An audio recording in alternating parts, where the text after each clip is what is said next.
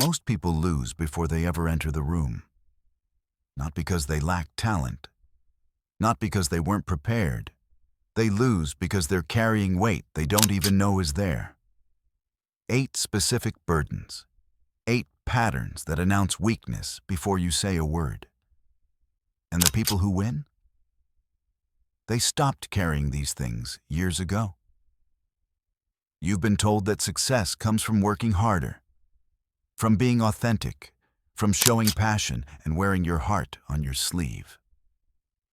That transparency builds trust. That intensity demonstrates commitment. That people respect honesty above all else. This advice is everywhere because it feels right. It confirms what we want to believe, that goodness and effort are enough. That the world rewards sincerity. That if you just show people who you really are, they'll value you for it. But look around. The person who talks the most in meetings rarely holds real authority. The one who shows every emotion is rarely the one shaping outcomes. The passionate crusader often ends up outmaneuvered by someone who never raised their voice. The brutally honest person wonders why they're never in the room when decisions get made. The lie isn't that these qualities are worthless.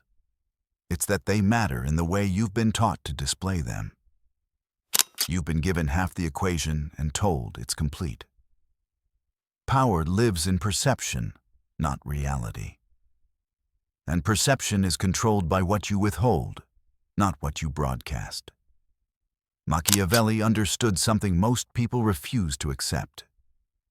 The appearance of virtue serves you better than virtue loudly proclaimed. Restraint communicates competence. Silence creates mystery. Control over your reactions signals control over situations. In every interaction, there's a test happening beneath the surface. Not of your skills, not of your intentions. A test of composure, of predictability, of whether you can be managed through your emotions, your ego, or your need for validation. The people who pass this test aren't necessarily more talented. They're carrying less. They've discarded the 8 burdens that signal exploitability. They've learned what to stop doing before they perfected what to do. And here's what makes this uncomfortable. These burdens feel like virtues. They've been praised your entire life. Openness, passion, authenticity, fairness. But in practice, without calibration, they function as leaks. They drain your position before you realize there was a position to hold. First, explaining yourself constantly.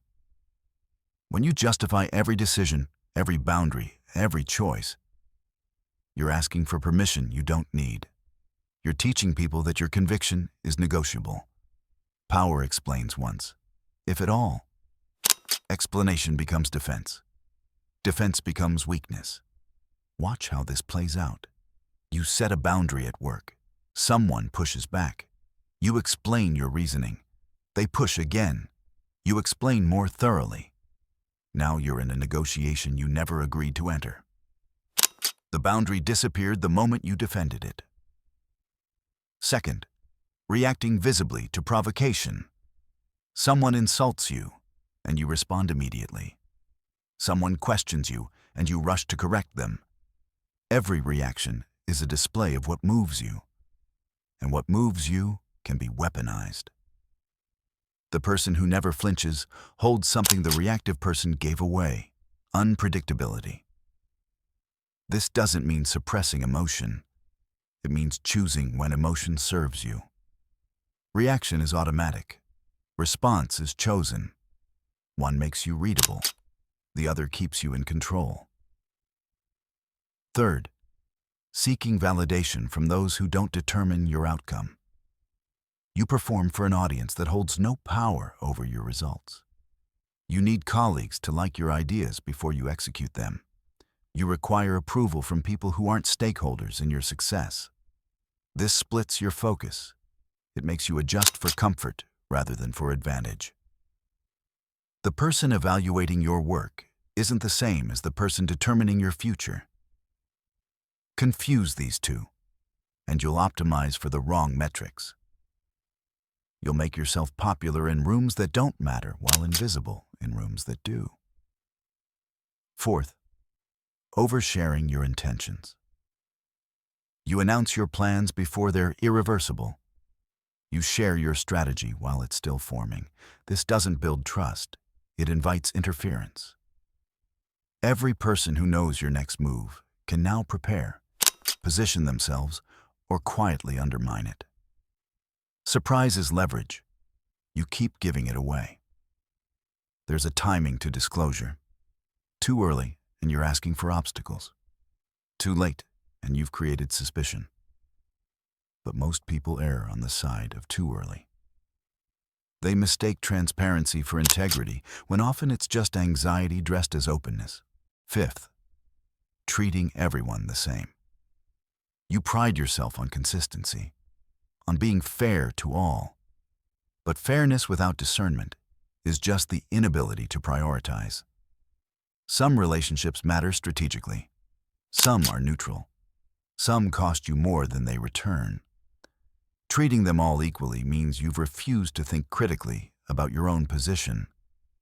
You're spending finite energy on infinite demands. This isn't cruelty. It's resource allocation. Your time, attention, and energy are limited. Every hour given to someone who doesn't move your position forward is an hour not given to someone who does. You're not being fair. You're being careless with your own capacity. Sixth, defending your reputation to everyone. Someone speaks poorly of you, and you feel compelled to respond, to correct, to clarify.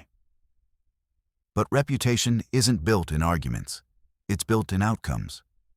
When you chase every criticism, you signal that opinion matters more than reality. The people who hold real status don't address rumors. Their work makes the rumors irrelevant. There's a threshold here. Certain accusations require response. But most don't. Most are noise from people testing whether you're someone who can be baited into defense. Every time you take the bait, you confirm that you are. Seventh, showing your hand when pressed. Under pressure, you reveal everything. You give your reasoning, your limits, your backup plan. This feels like transparency, but it functions as surrender. The person across from you now knows exactly how far they can push. You've eliminated your own leverage because discomfort made you talk. Silence under pressure is a skill. It's not withholding.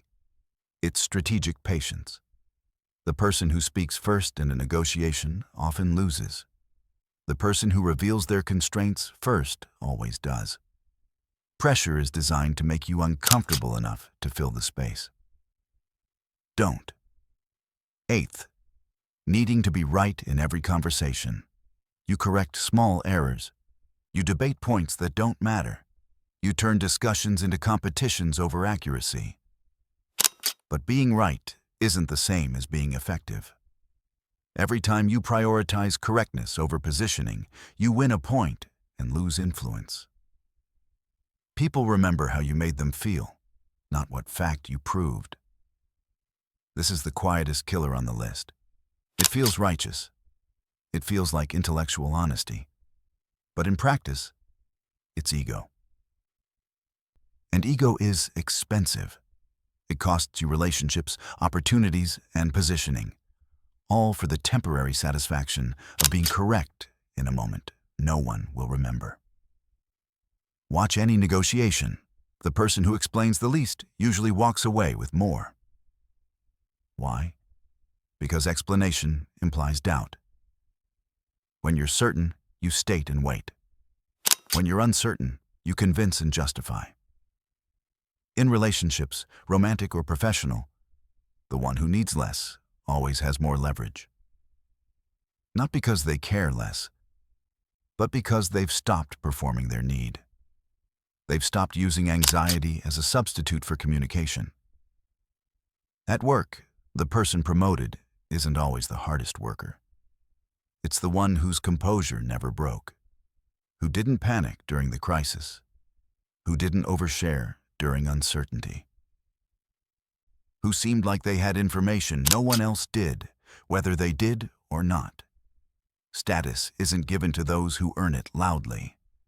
It accumulates around those who make others uncertain of how much they already have. Understanding these 8 burdens gives you something quiet: awareness. You stop explaining, and suddenly people take your decisions more seriously.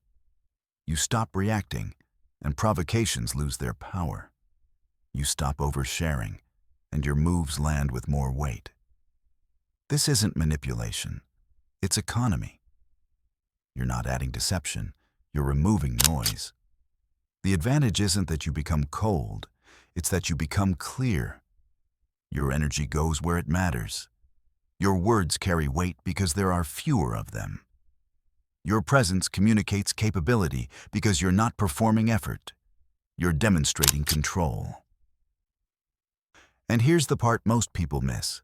This only works if you're actually capable. Silence without substance is just silence. Competence without restraint is just noise. But competence combined with restraint? That's what power looks like to people who recognize it. You become harder to read, harder to manipulate, harder to dismiss. Not through force, but through absence. The absence of the signals that told everyone exactly how to handle you. The 8 pitfalls aren't moral failings. They're patterns. Reflexes built from a world that told you vulnerability is strength and openness is currency. But you've seen it now. You've watched people succeed by caring less, by showing less, by needing less external confirmation of what they already know. The people who win aren't smarter. They're not ruthless. They're just not broadcasting their position, their limits, or their uncertainty to everyone watching. You've been doing that. And now you know what it costs. The question isn't whether you'll change these patterns. It's whether you'll recognize them in yourself before someone else uses them against you. Before you walk into another room, already defeated by weight you didn't need to carry. 8 burdens. You've been taught to carry all of them. The people positioning around you dropped them long ago.